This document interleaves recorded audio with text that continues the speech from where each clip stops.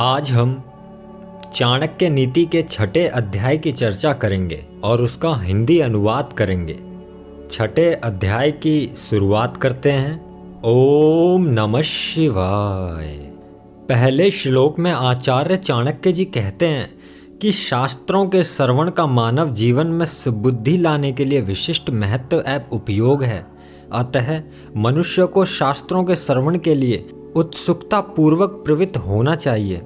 उनका कहने का अर्थ यह है कि मनुष्य के संपूर्ण ज्ञान का आधार श्रवण अर्थात सुनना है। वेद आदि सुनने के पश्चात ही व्यक्ति अपने कर्तव्य का सही निश्चय करता है। विद्वानों के प्रवचन सुनकर ही मनुष्य अपने मूर्खतापूर्ण व्यवहार का त्याग करता है। गुरुजनों को सुनने से ही साधक शिष्य संसार के जाल जंजाल से मुक्त होने का उपाय जानता है, अर्थात मोक्ष की प्राप्ति का मार्ग तैयार करता है। अगले श्लोक की तरफ चलते हैं। पक्षियों में कौवा, पशुओं में कुत्ता, मुनियों में क्रोधी तथा मनुष्यों में चुगली करने वाला बहुत बड़ा चंडाल होता है। आचार्य चाणक्य जी कहते हैं कि पृथ्वी के समस्त प्राणियों में कुछ प्राणी स्वभाव से नीच एवं चंडाल प्रवृत्ति के होते हैं। जैसे कि पक्षियों में कौवा, पशुओं में कुत्ता स्वभाव से ही नीच प्रवृत्ति वाले होते हैं। मनुष्य में जो मनुष्य साधना द्वारा ऊंचा पद पा लेते हैं, उनमें कुछ व्यक्ति स्वभाव से नीच हो जाते हैं। मुनियों में जो गुस्सा होते हैं, क्रोध करते हैं और विद्वान होकर भी जो परनिंदा दूसरों की बुराई में लीन ही रहते हैं तथा अन्य नीच प्रवृत्ति के कार्य करते रहते हैं, वे तो चंडाल प्रवृत्ति के हैं ही, चंडाल ही हैं वे। अतः दूसरों की निंदा करने को महापाप समझते हुए उससे यथासंभव बचना ही सद्पुरुष के लिए ठीक होता है, उचित होता है। अगले श्लोक की तरफ चलते हैं। इस श्लोक में आचार्य चाणक्य जी ने अनेक प्रकार के शुद्धिकरण का वर्णन किया है। इस श्लोक में आचार्य चाणक्य जी का मत है कि संसार में मानव प्रवृत्ति की तरह सभी वस्तुओं के निर्मल शुद्ध होने की विधि भी अलग अलग है। कांसे का बर्तन राख से मांजने पर एकदम चमक उठता है। तांबे का बर्तन इमली के पानी से मांजने से एकदम साफ सुथरा पावन हो जाता है। स्त्री की देह रज स्वेला होने के पश्चात स्वच्छ हो जाती है। शास्त्रों के अनुसार रजो दर्शन के उपरांत स्नान से शुद्ध स्त्री ही संभोग और गर्भधारण के योग्य होती है। यही स्त्री की वास्तविक शुद्धि पवित्रता है। नदी का पानी भी तेज धारा में बहने के बाद एकदम स्वच्छ हो जाता है। अगले श्लोक की तरफ चलते हैं। भ्रमणकारी राजा, ब्राह्मण तथा योगी सव्रत सम्मानित होते हैं, परंतु अकारण घूमने वाली नारी पथभ्रष्ट ही हो जाती है। आचार्य चाणक्य जी का कहना है कि राजा, योगी और ब्राह्मण घूमते हुए ही अच्छे लगते हैं। राजा यदि अपने नगर से दूसरे नगरों में जाकर प्रजा से संपर्क बनाए नहीं रखता है तो उसका विनाश हो जाना तय है। प्रमादी राजा को सेवक कभी सही नहीं जानकारी देते, वे तो हमेशा चापलूसी ही करते रहते हैं। इसी प्रकार योगी एक स्थान पर रहने से आसक्ति में पड़ जाता है, जिससे उसका विरक्त भाव लुप्त होने लगता है। मोह माया में ना फंसने के भाव से ही शास्त्रों में योगी को 3 रातों से अधिक एक स्थान पर टिकने के लिए नहीं कहा गया है। ब्राह्मण भी यदि भ्रमण नहीं करता तो उसे नए यजमान प्राप्त नहीं होते। पुराने यजमान भी उसके ज्ञान में नवीनता ना पाकर तथा सदैव उसके मांगते रहने से परेशान होकर उससे विमुख हो जाते हैं, उससे मुंह मोड़ लेते हैं। यहाँ आचार्य चाणक्य जी का कहना है कि राजा को शत्रु व मित्र की जानकारी के लिए, ब्राह्मण को अपनी विद्या व कला का प्रसार के लिए, योगी को अपने वैराग्य की रक्षा के लिए ब्रह्मणशील होना चाहिए। जहाँ उक्त तीनों घूमते हुए ही शोभा पाते हैं, वहीं स्त्री को घुमक्कड़ होना बेकार होता है, बिल्कुल बेकार।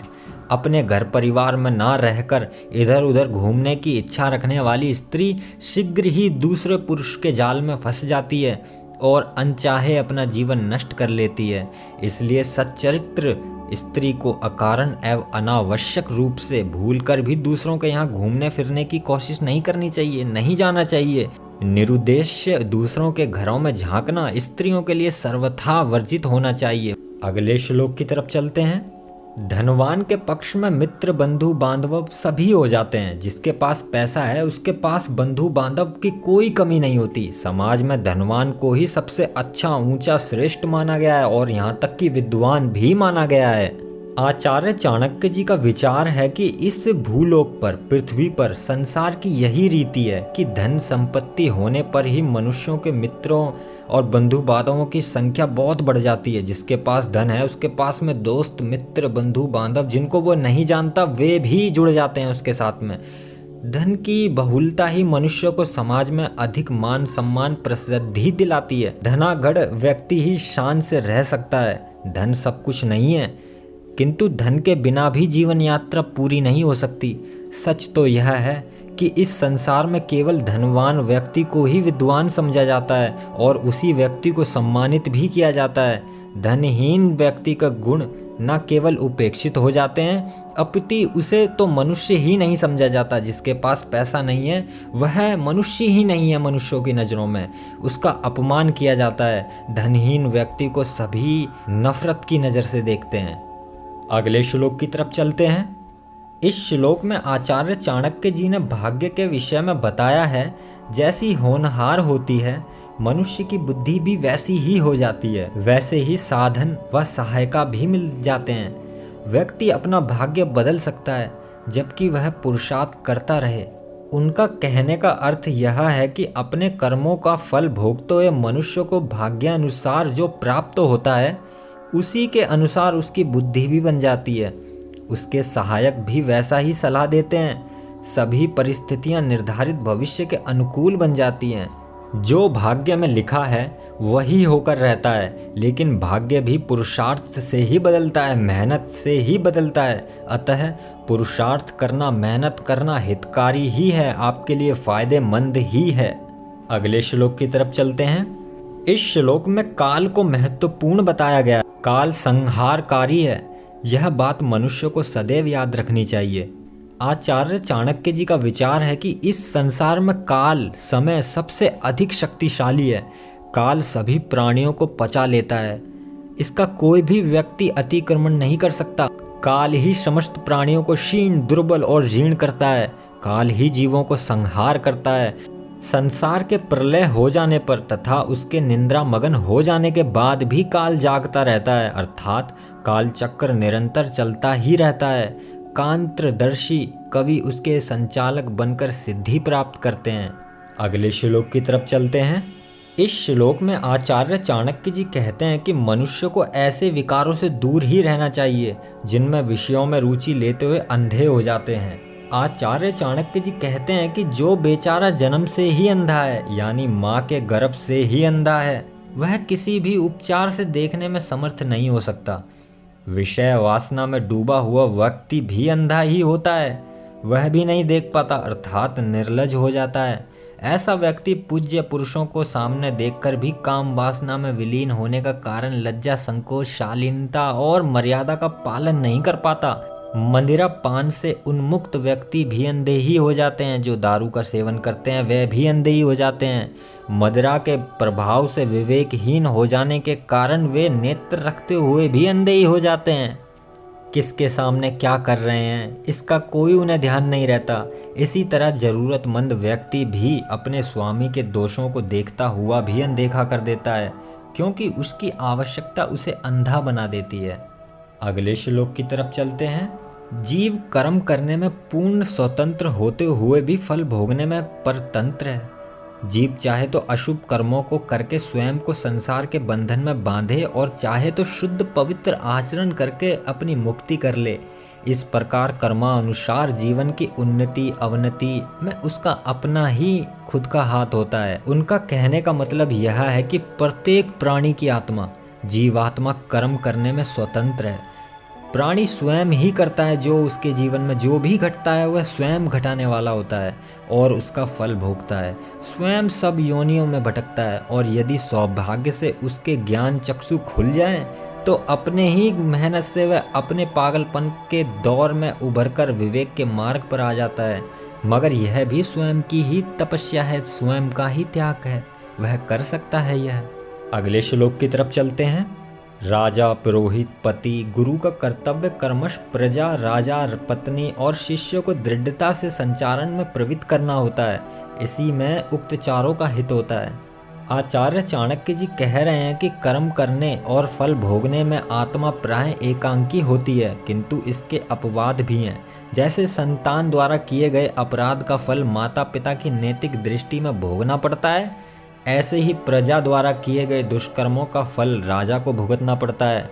पत्नी द्वारा किए गए अविवेकपूर्ण कार्यों का दंड पति को भोगना होता है, और शिष्य की मूर्खता से उसके गुरु को अपमानित होना पड़ता है, दंड भोगना पड़ता है।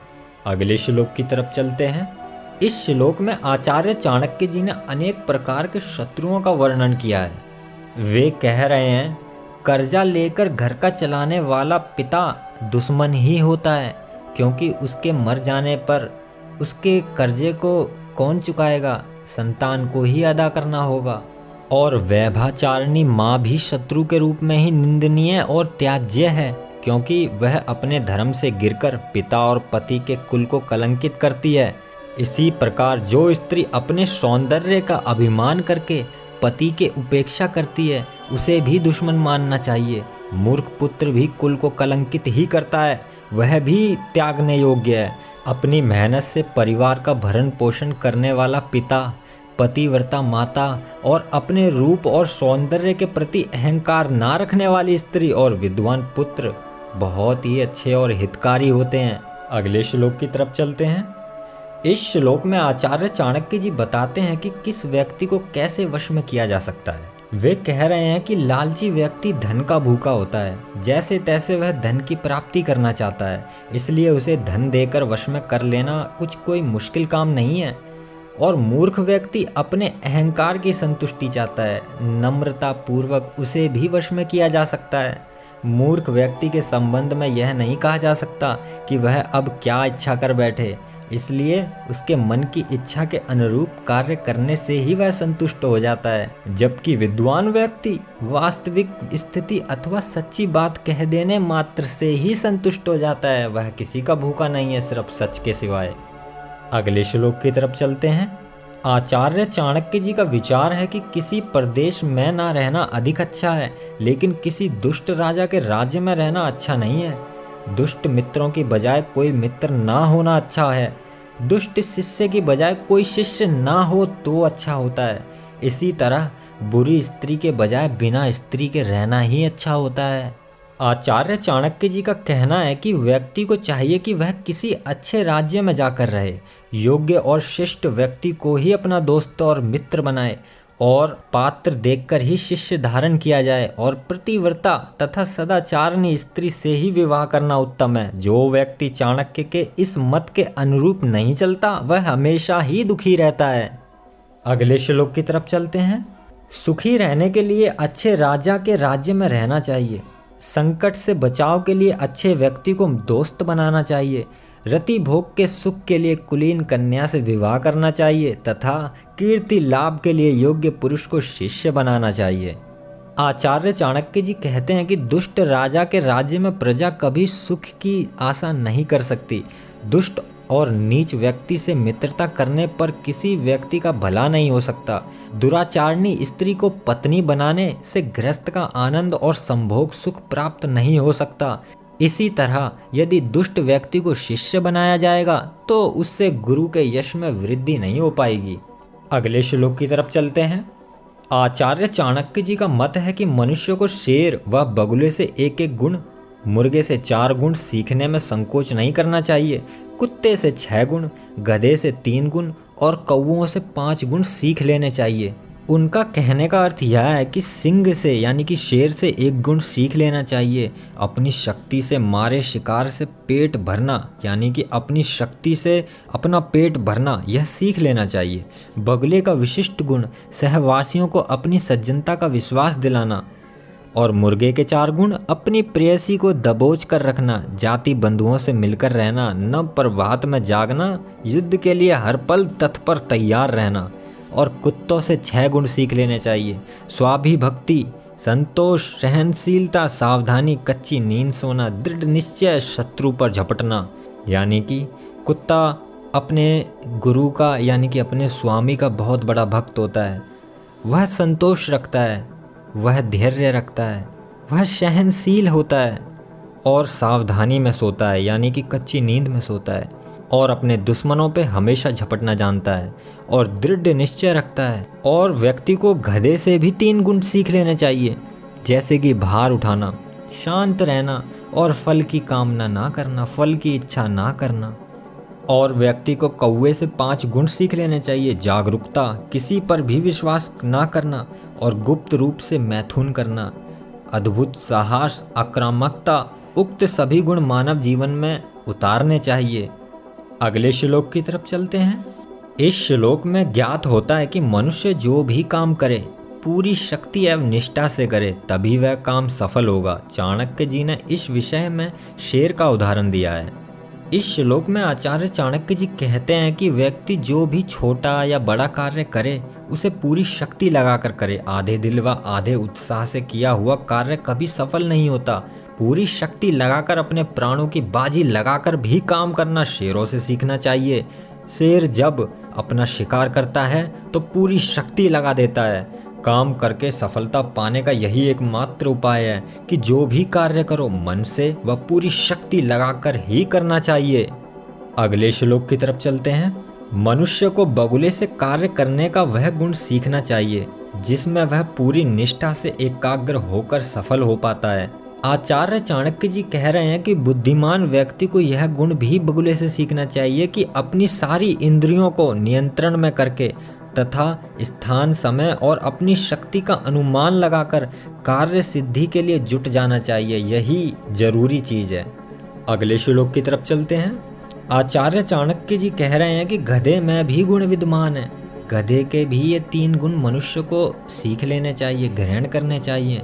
आचार्य चाणक्य जी का कहना है कि विद्वान पुरुष को गधे से 3 गुणों को अवश्य सीखना चाहिए। पहला गुण, बहुत थका होने पर भी बोझ ढोते रहना, अर्थात अपने कर्तव्य कर्म से मुंह ना मोड़ना। दूसरा है कार्य साधन में सर्दी गर्मी की परवाह ना करना, अर्थात जैसी भी परिस्थितियां हो उसी परिस्थितियों में जूझना, उसी परिस्थिति में लगे रहना। और तीसरा, सर्वदा संतुष्ट रहकर विचारना, अर्थात फल की चिंता ना करके कर्म करते ही जाना। उक्त तीनों गुण भी मानव को जीवन में उतारने चाहिए। यह बहुत जरूरी चीजें हैं। अगले श्लोक की तरफ चलते हैं। स्वावलंबन का गुण मुर्गे से ही ग्रहण किया जा सकता है। ये बहुत छोटा सा आचार्य चाणक्य जी ने बहुत छोटी सी बात बोली है कि मनुष्य को अपने जीवन में 4 गुण मुर्गे से अवश्य ग्रहण करने चाहिए। समय आने पर जाग जाना चाहिए, युद्ध की ललकार पर हमेशा तैयार रहना चाहिए, खाते समय मिलजुल कर अपने परिवार के लोगों में भी बांटकर खाना चाहिए, और चौथा, स्वयं खोजकर खाद्य पदार्थ को खा लेना चाहिए। अगले श्लोक की तरफ चलते हैं। आचार्य चाणक्य जी का विचार है कि बुद्धिमान व्यक्ति वही है जो यह ना देखे कि वह जानवर या पक्षी से क्या सीख रहा है। उसे जिसमें भी जो भी गुण नजर आए उसे सीख लेना चाहिए। वह ये ना देखे कि वह गुण उसे इंसान से प्राप्त हो रहा है या किसी जानवर से, उसे बस सीख लेना चाहिए।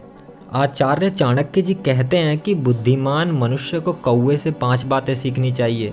छिपकर मैथुन करना, चारों ओर दृष्टि रखना अर्थात चौकन्ना रहना, उचित समय पर भविष्य के लिए संग्रह करना, कभी आलस ना करना, किसी पर भी यकीन ना करना। उपरोक्त 5 बातें मनुष्य को कौवे से सीखनी चाहिए। और कुत्ते में भी 6 गुण होते हैं, मनुष्य को उन्हें ग्रहण करना चाहिए। आचार्य चाणक्य कहते हैं कि कुत्ते के गुणों से भी व्यक्ति शिक्षा ग्रहण कर सकता है। भूख ना लगने पर भी डटकर खाना, ज़्यादा खाना ना मिलने पर भी थोड़े ही खाने में संतुष्ट रहना, जरा सी आहट हो जाने पर भी चौकन्ना हो जाना, और अपने मालिक की भक्ति करना, स्वाभिभक्त रहना, और कृतज्ञता होनी चाहिए, और अपने स्वामी के संकेत पर साहस पूर्वक शत्रु पर आक्रमण कर देना, यानी कि अपने स्वामी के एक आज्ञा पर शत्रु के ऊपर एकदम से आक्रमण कर देना। अगले श्लोक की तरफ चलते हैं। इस श्लोक में आचार्य चाणक्य जी कहते हैं कि बुद्धिमान मनुष्य इन अच्छे गुणों को अपने स्वभाव में सम्माहित करेगा और उन पर आचरण करेगा। वह अपने सब कार्यों में सफलता हासिल करेगा, वह विजयी होगा। मनुष्य का सर्वोत्तम गुण यह है कि वह सभी गुणों को बुद्धिपूर्वक ग्रहण कर सकता है, वह सब कुछ ग्रहण कर सकता है। यहाँ आचार्य चाणक्य जी ने उन्हीं गुणों के बारे में फिर से संबोधित किया है। उनका कहने का मतलब यह है कि जो समझदार मनुष्य सिंह, बगुले, मुर्गे, कुत्ते, गधे व कौवे से 20 गुणों को भली प्रकार से ग्रहण कर लेता है, वह अपने जीवन में कभी भी हार का मुंह नहीं देखेगा। उसे जीवन में हमेशा सर्वत्र विजय ही प्राप्त होगी। चाणक्य नीति का 6वां अध्याय समाप्त। ओम नमः शिवाय।